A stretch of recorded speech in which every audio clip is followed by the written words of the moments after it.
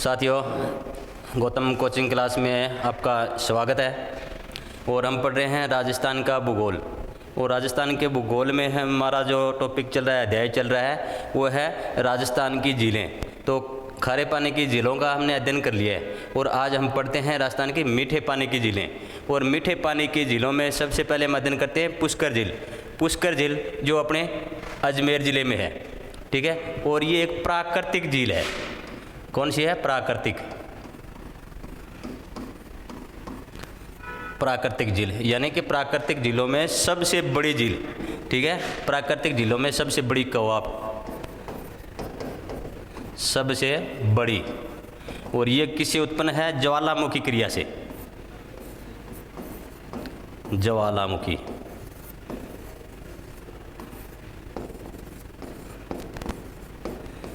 यानी ज्वालामुखी क्रिया से बनी हुई ये अपने राजस्थान की प्राकृतिक झील सबसे बड़ी झील है, ठीक है।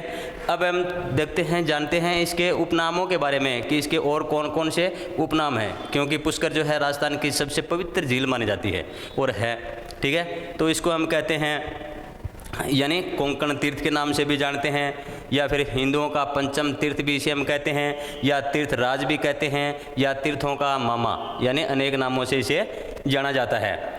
आगे बात आती है कि इसके निर्माण की बात करें तो एक पहला जो बात हमारे सामने आती है कि पुष्कराण नामक ब्राह्मणों द्वारा इसका निर्माण किया गया था, ठीक है। यानी पुष्कराण जो है ब्राह्मणों का एक गोत्र है, उनके हिसाब से कि पुष्कराण ब्राह्मणों द्वारा इसका निर्माण किया गया था। इससे दूसरी बात आती है कि ब्रह्मा जी कभी राजस्थान के अंदर आए थे, शुद्ध भूमि की वो खोज कर रहे थे। उसके हाथ में एक गुलाब था, ठीक है। तो उसने सोचा कि जहाँ ये गुलाब गिरेगा वहीं पर क्या है कि हम तपस्या करेंगे। तो कि ब्रह्मा जी के हाथ से, ठीक है, हाथ से गुलाब गिरने से, ठीक है, कि ब्रह्मा जी के हाथ से गुलाब गिर गया और इस झील का निर्माण हो गया, ठीक है। तीसरी बात होती है इसकी सबसे जो महत्वपूर्ण और जो सबसे सटीक है वो है ज्वालामुखी क्रिया।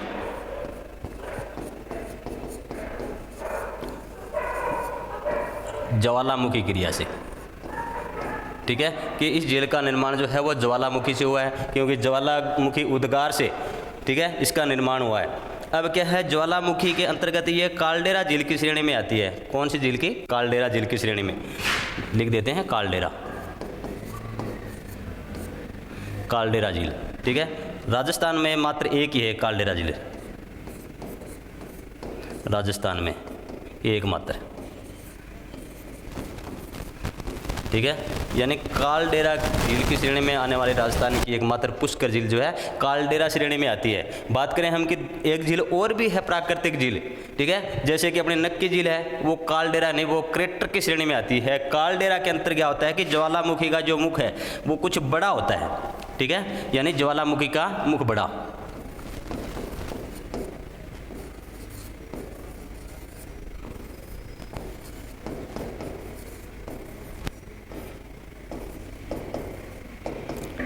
ठीक है, यानी कालडेरा झील का जब निर्माण होता है तो ज्वालामुखी का उद्गार का जो मुख होता है काफ़ी बड़ा होता है, उससे क्या है कालडेरा झील का निर्माण होता है। तो इस प्रकार की कालडेरा झील का निर्माण हुआ, यानी पुष्कर झील का निर्माण हमारे यहाँ हो जाता है, ठीक है। अब आगे बात आती है कि इसकी कुछ किंवदंतियाँ हैं, यानी दंत कथाएँ हैं, ठीक है। तो वो ये झील जो है क्यों प्रसिद्ध है, ठीक है, उन दंत कथाओं के बारे में हम देखते हैं कि कौन कौन सी ऐसी दंत कथाएँ हैं।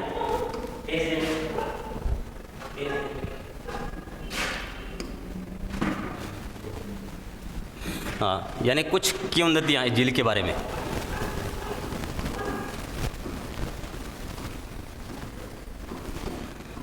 इस झील के बारे में कुछ किंवदंतियाँ हैं।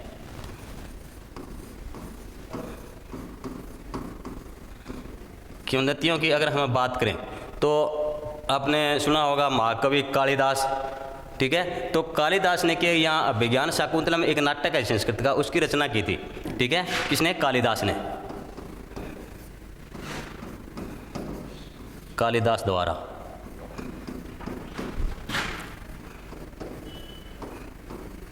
अभिज्ञान शाकुंतलम,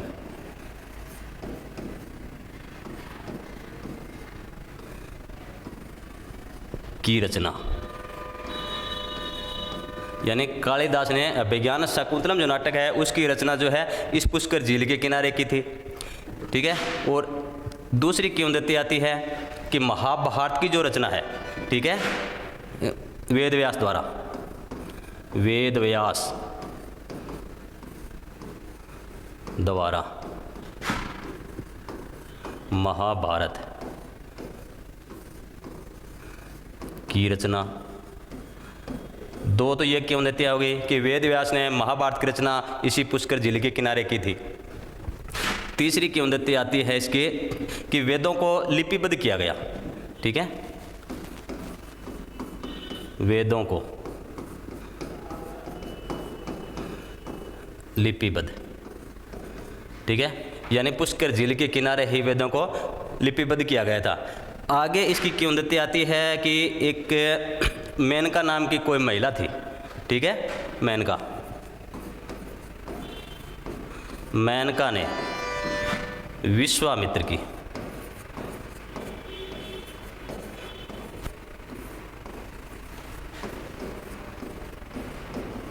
तपस्या भंग की कि पुष्कर झील के किनारे विश्वामित्र के है अपनी तपस्या कर रहे थे और वो अपनी तपस्या में किसी भी प्रकार की कोई अड़चन नहीं चाहते थे। तो मेनका नाम की एक महिला आती है, वो आकर के विश्वामित्र की तपस्या जो है वह भंग करती है। आगे इसके बारे में किंवदंती आती है कि आपने सुना होगा कि राम और लक्ष्मण के पिता का नाम दशरथ, कि महाराजा जो दशरथ थे उनकी अस्थियों का विसर्जन भी यहीं किया गया था। ठीक है, दशरथ की अस्थियों का विसर्जन। ठीक है, ये इनके बारे में किंवदंती हैं, यानी कि दशरथ की अस्थियों का विसर्जन भी यहीं किया गया। अब ये तो हो गई इसके बारे में किंवदंतियाँ। अब इसके बारे में कुछ और बातें प्रचलित हैं कि राजस्थान की सबसे प्राचीन झील, ठीक है, कहें कि राजस्थान की सबसे प्राचीन झील कौन सी है? राजस्थान की सबसे प्राचीन झील हो गई है प्राचीन झील। ठीक है, दूसरी बात आती है राजस्थान की सबसे पवित्र झील। राजस्थान की सबसे पवित्र झील, राजस्थान की सबसे पवित्र झील है, साथ साथ में राजस्थान की सबसे प्रदूषित झील भी है। ठीक है, राजस्थान की सबसे प्रदूषित झील। ठीक है, अब राजस्थान की जब ये सबसे प्रदूषित झील हो गई तो फिर क्या है कि बात है 1997-98, 1997-98। इसमें क्या होता है 1997-98 के अंतर कि कनाडा के सहयोग से इस झील की सफाई की जाती है। ठीक है, कनाडा के सहयोग से सफाई की गई।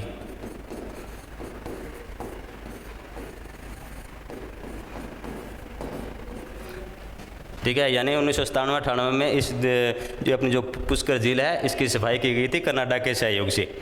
अब आगे देखते हैं हम कि इस झील के ऊपर कौन कौन से मंदिर हैं, या इसमें आगे इसकी ओर कौन कौन सी खास विशेषताएं हैं। अब आती है अपनी ये पुष्कर झील आ गई। ठीक है, अब पुष्कर जो झील है, इस झील के ऊपर अगर हम घाटों की बात करें, ठीक है, कुल घाटों की, कुल जो घाट हैं वो 52 है। याद रखना कि कुल घाट जो है वो 52 है।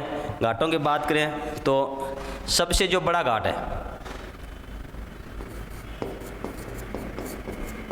सबसे बड़ा जो घाट है उसको जयपुर घाट के नाम से जाना जाता है, जयपुर घाट। ठीक है, सबसे बड़ा। और सबसे जो पवित्र घाट है, पवित्र घाट, उसको गो घाट के नाम से, गो घाट। ठीक है, यानी सबसे बड़ा जो घाट है उसको जयपुर घाट के नाम से जानते हैं, और सबसे जो पवित्र घाट है उसको गो घाट के नाम से जानते हैं। ये गो घाट जो है, ठीक है, अपने देश के प्रधानमंत्री रहे अटल बिहारी वाजपेयी, उनके अस्थियों का जो विसर्जन है वो इस गो घाट के अंतर्गत ही किया गया, इसके अंदर किया गया। यानी अटल बिहारी वाजपेयी, अटल बिहारी की अस्थियों का विसर्जन,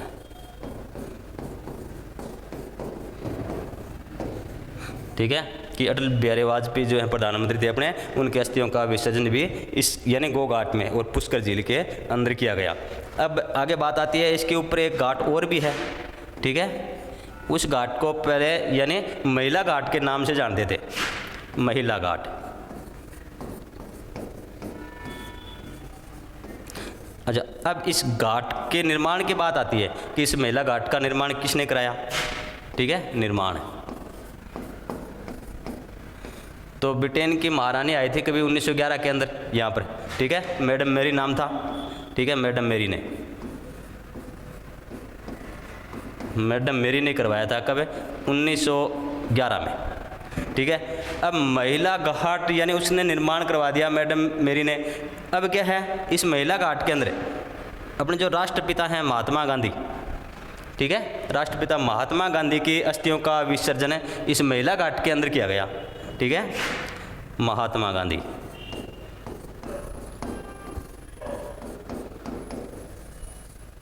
की अस्थियों का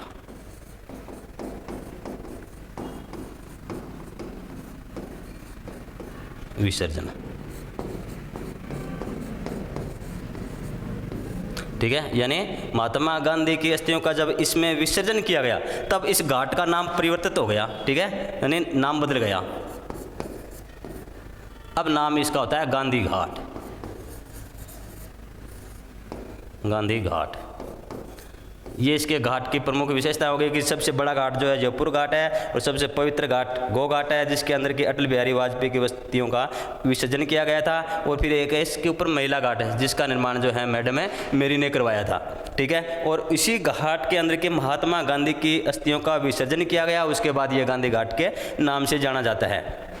अब बात आती है कि इसके किनारे यानी पुष्कर झील के किनारे एक तो अपने वर्मा जी, ठीक है, जो पहले बात कही नहीं, वर्मा जी के हाथ से गुलाब का फूल गिरने से इस झील का निर्माण हुआ। इस झील का निर्माण होने के बाद वहाँ पर इसका एक मंदिर भी बना दिया गया वर्मा जी का। यहाँ इसके किनारे एक मंदिर है, ठीक है, यानी ये वर्मा जी मंदिर है यहाँ पर, वर्मा जी मंदिर, ठीक है। ये विश्व प्रसिद्ध एक ही मंदिर है सिर्फ, ठीक है, पुष्कर। हाँ, अब क्या है, इस मंदिर से हम थोड़ा सा आगे और चलते हैं, ठीक है, तो यहाँ एक पहाड़ी है, ठीक है, उस पहाड़ी के ऊपर एक मंदिर और भी है, ठीक है। हाँ, ये पहाड़ी का नाम है इसका रत्नागिरी, रत्नागिरी पहाड़ी। इसके ऊपर जो ये मंदिर है इसका नाम है सावित्री मंदिर, सावित्री मंदिर, ठीक है। यानी वर्मा जी के मंदिर से थोड़ा आगे चलने के बाद रत्नागिरी जो पहाड़ी आती है उसके ऊपर सावित्री मंदिर आता है, जो प्रसिद्ध मंदिर है। अब इसके इस किनारे पे एक मंदिर और है, ठीक है। ये जो मंदिर है ये रंगानाथ जी का मंदिर है। किसका है? रंगानाथ जी का।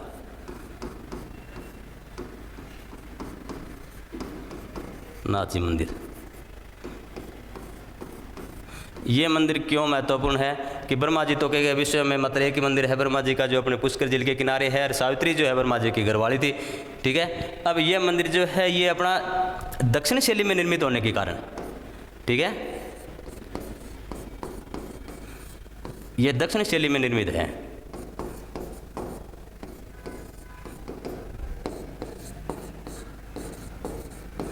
ठीक है, दक्षिण शैली में निर्मित होने के कारण, क्योंकि अपने जो मंदिर हैं वो सारे उत्तर भारत की शैली में निर्मित हैं। ये एकमात्र मंदिर है रंगा जी का मंदिर जो दक्षिणी शैली में निर्मित है।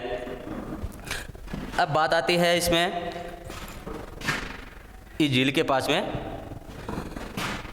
ये अपनी जो झील है, ठीक है, इसके पास में ही ये तो अपनी पुष्कर झील हो गई।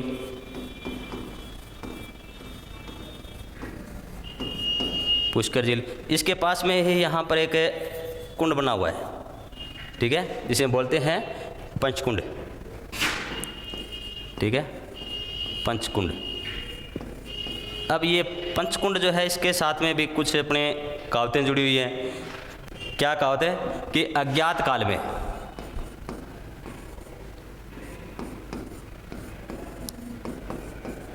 अज्ञात काल में पांडवों ने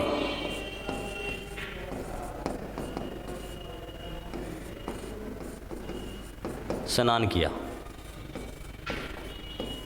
ठीक है, कि अज्ञात काल में जब अपने विराटनगर के अंदर आए थे नहीं पांडव, तब कहते हैं कि यहाँ पर इन्होंने स्नान किया था और उसी के कारण इसका नाम है पंचकुंड रख दिया गया। और वर्तमान में यहाँ क्या चल रहा है, वर्तमान की अगर हम बात करें, ठीक है, वर्तमान में यहाँ पर मृगवन की स्थापना की जा रही है, ठीक है, मृगवन की स्थापना, ठीक है, वर्तमान में यहाँ मृगवन है, उसकी स्थापना की जा रही है। अब बात आती है कि पुष्कर झील के अंदर एक मेले का भी आयोजन होता है, ठीक है, हाँ, तो यहाँ पर राजस्थान का सबसे बड़ा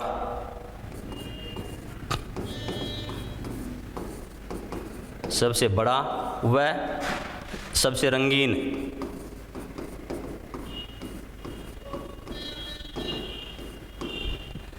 मेला, ठीक है, राजस्थान का सबसे बड़ा और सबसे रंगीन मेले का आयोजन होता है, कब होता है, कार्तिक पूर्णिमा को,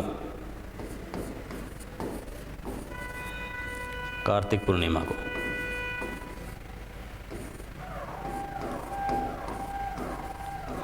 ठीक है, यानी कार्तिक पूर्णिमा को राजस्थान के सबसे बड़े मेले का आयोजन कहें या सबसे रंगीन मेले का आयोजन है, यहाँ होता है। और इसका आयोजनकर्ता कौन है, आयोजनकर्ता,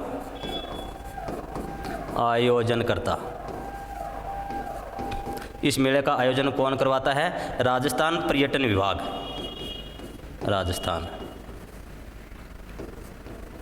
पर्यटन विभाग, ठीक है। हर वर्ष जो है यहाँ पर क्या है कि कार्तिक की जो पूर्णिमा आती है तो उस दिन यहाँ पर मेला लगता है, उसका आयोजन अपने राजस्थान पर्यटन विभाग द्वारा करवाया जाता है।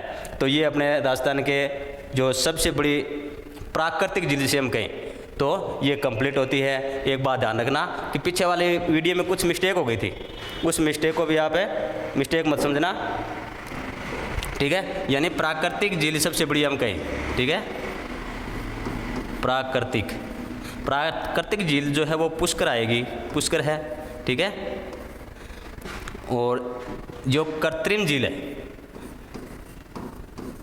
इसमें अपनी जयसमा झील, हाँ ये मीठे पानी के दोनों ही हैं, ये जयसमंद झील,